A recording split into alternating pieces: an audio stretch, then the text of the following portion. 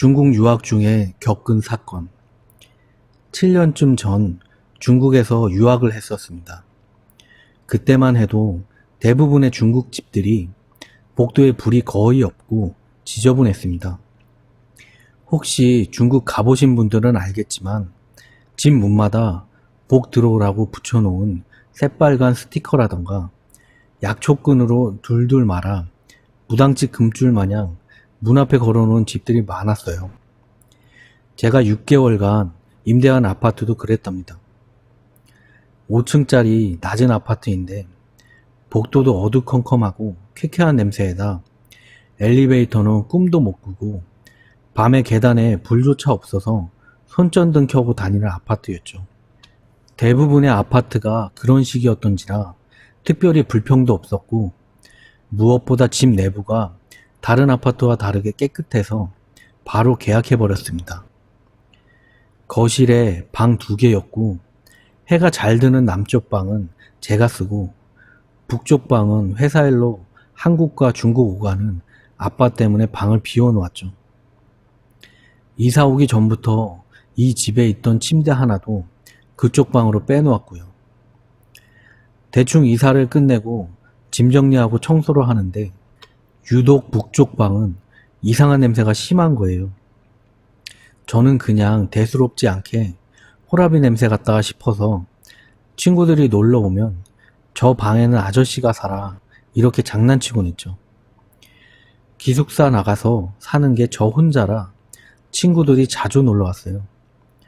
그날도 친구들은 방에서 컴퓨터하고 책 보고 놀고 있었고 살짝 졸리기 시작한 저는 조용한 곳에서 자기 위해 북쪽 방으로 들어갔습니다. 평소에도 북쪽 방이 남쪽 방보다 서늘하긴 한데 빛이 잘 안 드니 당연한 거라고 생각했습니다. 어김없이 아저씨 냄새를 맡으며 이사간 이후 처음으로 그 방에서 잠이 들었습니다. 잠결에 대단히 웅성거리는 소리를 들었습니다. 왜 있잖아요.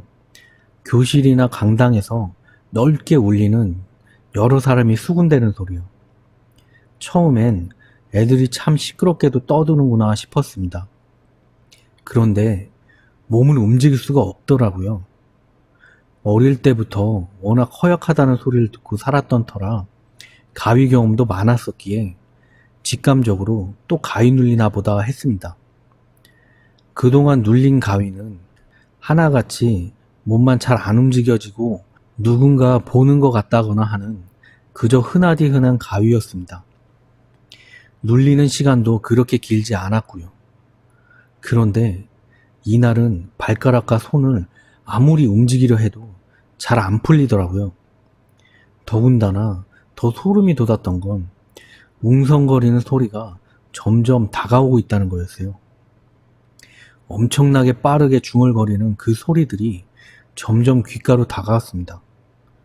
소리뿐 아니라 확연히 무언가가 다가옴이 느껴지더라고요. 그리고 얼굴 근처까지 와서는 가가각대는 배경소리 찢어질 듯한 소리도 들렸고요. 신경이 곤두선다는 게 그 느낌일 거예요. 소리를 지르려 해도 말도 안 나오고 생전 처음 겪는 상황이 너무 두려웠어요. 마음속으로 아무 생각도 안 나고 그저 살려줘 이 생각만 들더라고요. 갑자기 쥐 죽은 듯이 소리가 멎었습니다. 그래서 끝났구나 살았다 싶었는데 갑자기 귓가에 대고 끊이지 않는 소리를 질러대는 겁니다.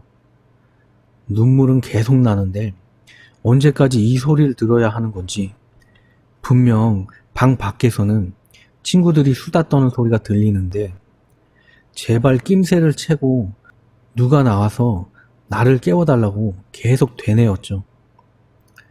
조금 지나니 친구들 목소리까지 들리지 않을 정도로 귀에 바로 입을 대고 소리를 지르더군요. 얼마나 지났을까? 친구가 몸을 흔들며 깨웠습니다. 악몽 꿨냐고 왜 그리 울면서 뻐끔거리냐고 물었습니다. 저는 친구한테 가위 눌렸는데 완전 무서웠다면서 소름 돋는 팔뚝을 보여줬습니다. 이 방에서 도저히 혼자 못 자겠다고 내 방 가서 잘난다 하고 침대에서 일어나 친구를 따라갔습니다. 근데 친구가 나가기 전 방을 다시 둘러보더니 한마디 하더군요. 근데 이 방에 진짜 뭔가 썩는 냄새 심하다. 그 일이 있고 나서 다시는 그 방에 들어가서 잘 일이 없었습니다. 또한 그 북쪽 방은 매일같이 환기를 시켜도 그때뿐이지 그 특유의 그 아저씨 냄새가 가득가득 풍겨났죠. 처음 사건에서 며칠 지나지 않아서 가장 아끼는 후배가 중국 운남 지방을 여행하고 와서 제 방 벽에 걸어두면 좋을 것 같다고 족자를 하나 사왔더라고요. 운남 지방 토산품인지 중국 소수민족 의상을 입은 여자가 바구니를 머리에 이고 있는 그림이었어요. 검정색 천에 화려한 색상으로 칠해져 있어서 눈에 잘 띄긴 하는데 솔직히 저는 그 그림이 제 취향은 아닌 것 같더라고요. 예전에 공포특급에서 검은 폭포 얘기도 생각나고 초상화 눈동자 움직인다는 그런 괴담도 많아서 꽃이나 과일 같은 정물하면 몰라도 인물화나 풍경화는 좀 무서웠어요. 근데 하필 벽에 걸라고 줬는데 남는 벽이라고는 책상과 벽장, 옷장, 창문에 가려서 침대에서 누우면 바로 보이는 맞은편 벽밖에 걸 곳이 없더라고요.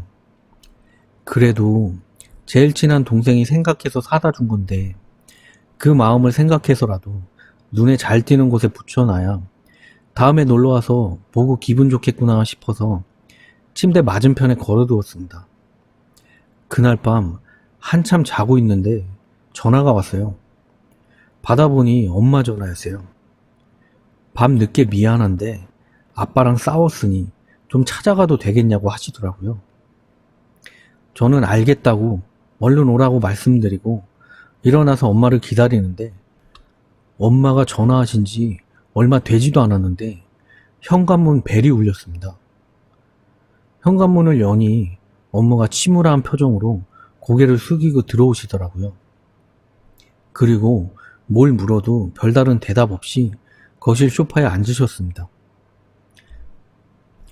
전 엄마를 그대로 두고 커피포트 올려놓고 방으로 들어가 자기 전에 받아놓은 다운로드가 얼마나 되었는지 확인하려고 컴퓨터를 만지고 있었고요.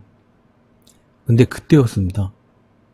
핸드폰으로 전화가 울렸는데 국제 전화번호인 발신자 제한 표시 번호창이 뜨더라고요. 전화기 너머에서 엄마 목소리가 들렸습니다. 요 며칠간 전화를 안 한 게 마음에 걸려서 한번 걸어보셨다고 하시더라고요. 딸 별일 없지 하고 물어보시는데 아 맞다. 여긴 중국이지? 엄마는 한국에 계시고 근데 그럼 마루에 있는 엄마는 누구지? 엄마는 뭐라 하시는데 국제전화 특성상 제대로 말이 들리지 않고 자꾸 말이 끊깁니다. 저는 무서워서 뒤를 돌아볼 수 없었고 모니터에 제 방문만이 비쳐서 보고 싶지 않은데 두 눈이 모니터에 북박힌 채 문 옆으로 사람 머리가 보입니다. 전화기에 도움을 청하고 싶은데 입이 얼어붙어 말이 나오질 않고 전화 속의 엄마 목소리는 자꾸 끊기면서 괴기스러운 소리를 만들어냈습니다. 엄마가 아니 엄마 모습을 한 그것이 목을 꺾어 어깨에 딱 붙인 채로 웃으며 이쪽을 바라보고 있었습니다. 조금씩 문 안으로 들어오면서 엄마 모습으로 목을 꺾어 문 너머로 조금씩 모습을 드러내는 겁니다. 지지직 거리면서 더욱더 사람을 미칠 듯이 만드는 전화기 소리. 저는 모니터에서 눈을 떼지 못하고 정말 몸이 굳은 채로 그것이 다가오는 것을 지켜볼 수밖에 없었습니다. 잠시라도 눈을 떼면 어떻게 될지 모른다는 공포 때문에요. 그것은 모습을 드러내며 점점 키가 자라기 시작했습니다. 처음엔 엄마 정도의 키였는데 천장까지 닿을 정도로 자라더군요. 그리고 천장에 뒷머리를 붙인 채로 제가 있는 쪽으로 다가오는데 그 비릿한 웃음하며 저는 순간 정신을 잃었습니다. 일어나니 아직 새벽이고 저는 침대에 누워있더군요. 시간 확인하려고 머리맡에 있는 핸드폰을 열어보고 혹시나 싶어서 전날 밤 전화 목록을 확인하니 엄마에게서 온 전화는 없었습니다. 하긴 꿈이었으니 그렇게 아무 의심 없이 한국에 있는 엄마가 찾아온다고 해도 동요하지 않고 맞아주었겠죠. 아, 다행이다. 정말 기분 더러운 꿈이었구나 싶어서 불이라도 켜야지 싶었는데 북쪽 방에서만 나던 그 냄새가 제 방에서도 약하게 맡아지더군요. 방문을 닫지 않아서 냄새가 스며들었나 하고 방향제든 뭐든 사서 방에 막 뿌려야겠다 생각했습니다. 몸을 반쯤 침대에서 일으키고 아무 생각 없이 창문을 보는데 엄마 얼굴이 창문 밖으로 3분의 1 정도가 가려진 채 왼쪽 뺨 광대뼈 부분부터 입술 반쪽가량이 가려진 채 저를 보고 있더라고요. 입을 열어 뻐끔뻐끔 거리는데 홀린 듯한 기분이 되어 그것을 쳐다보고 있었습니다. 눈을 뗄 수가 없었어요. 왜 그런지는 모르겠지만 무섭고 소름 끼치면서도 멍하니 까만 입안을 바라보고 있었던 것 같아요. 그때 다시 순간적으로 느껴지는 대단히 싫은 냄새와 함께 정신이 번쩍 들더군요. 온갖 기도를 속으로 하며 다시 눈을 떴는데 또 아무것도 보이지 않더라고요. 그날은 불 켜고 날 밝을 때까지 계속 잠도 못 자고 밤새 했습니다. 어느 정도 날이 밝자마자 엄마랑 전화를 해서 무서워 죽겠다고, 진짜 이 집 뭔가 무섭다고, 혼자 못 있겠다고 난리를 치니 네가 혼자 있어서 외로워서 그런가 보다, 공부가 힘드니까 같은 흔한 반응이 나오더라고요. 성경도 옆에 놓고 자고 자기 전에 기도도 꼭 하라고 그러시대요. 아빠가 며칠 내로 가실 테니 그동안 문단속 잘하고 지내라고 하시더라고요. 하긴 당연하죠. 실질적으로 제가 멀쩡한 정신에 귀신을 본 것도 아니고 밤중에 꿈인지 뭔지 모를 일에 혼자 헛것 보고 아침부터 설레발을 쳐대니, 그렇다고 엄마가 얼른 이사가자 안되겠다 하실 리도 없고요. 운남 동생한테 귀신 꿈 꿨다고 얘기하니 동생이 자기 집으로 오라고 하더라고요. 근데 다음날이 일요일이었습니다. 제가 교회에서 유치부 아이들 봉사를 하고 있어서 준비할 것과 챙길 것이 많아 다 들고 동생 집으로 가기가 좀 그렇더라고요. 그래서 동생을 저희 집으로 자러 오라고 했는데 저희 집 인터넷은 VPN인가? 그게 안 깔려 있어서 한참 레벨업 중인 카트라이더를 할 수 없다고 거절당했습니다. 뭐 여자들 우정이 이런 거죠. 대신 친절하게도 밤새서 게임할 테니 자다가 무서운 일 생기면 새벽에라도 전화하랍니다. 낮 동안 주변 사람들한테 얘기를 하다 보니 이게 진짜 별거 아닌 꿈처럼 느껴지더라고요. 그거 아시죠?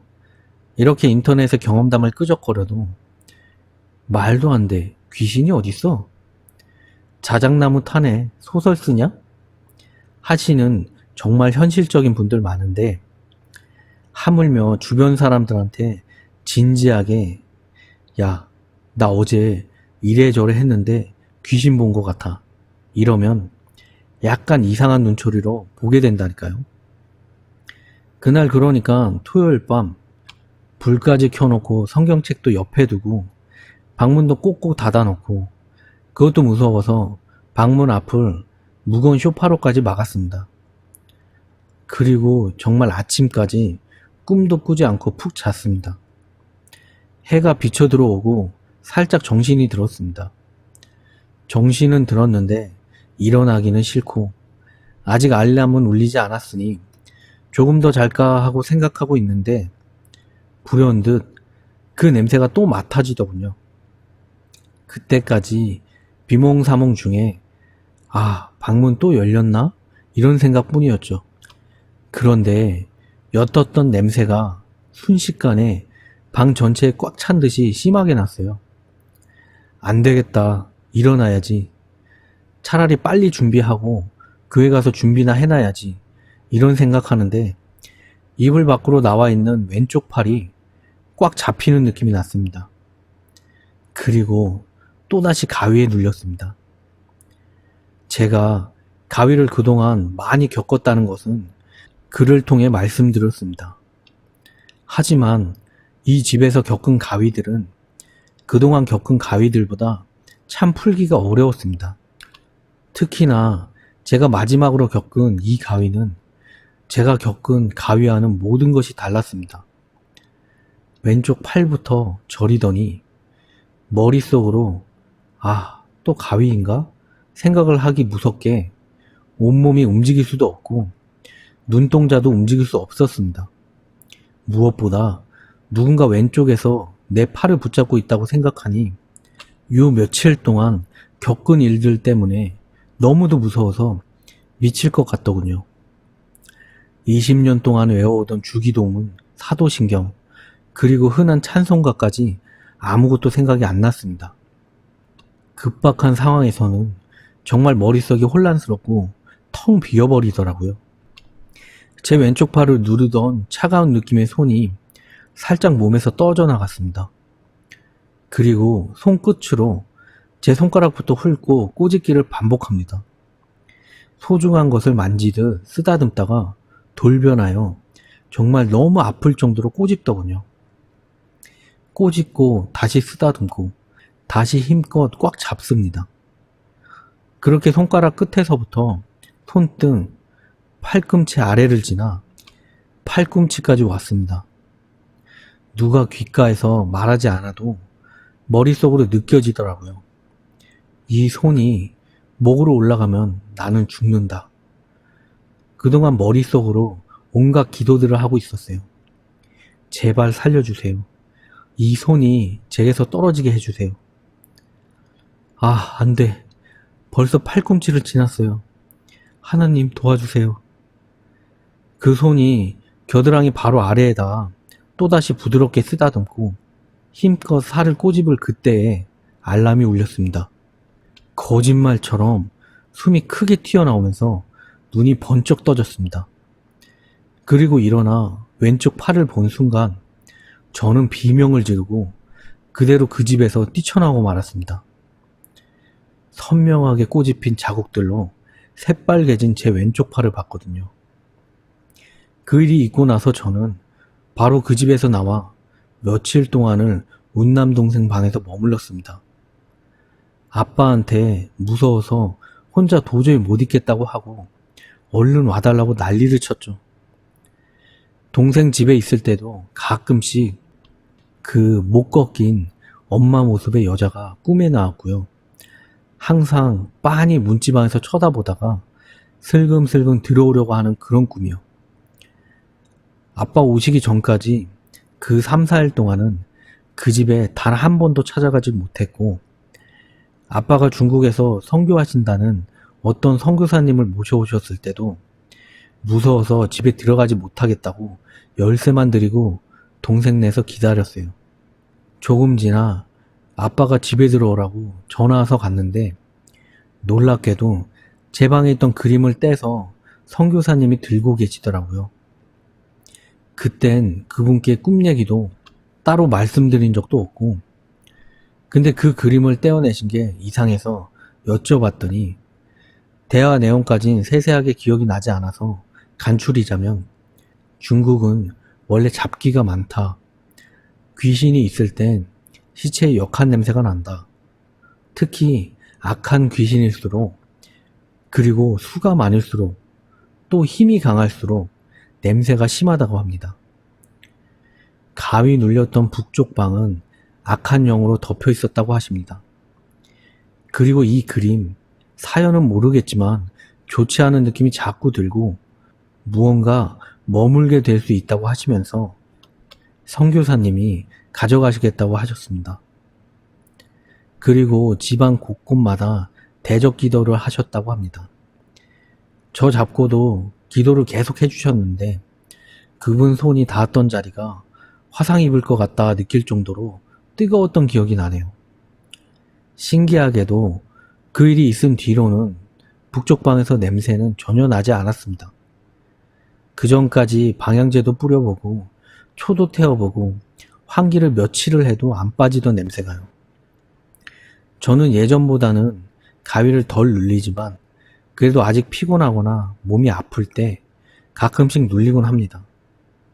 근데 항상 그럴 때마다 왼쪽 팔부터 심하게 저려옵니다.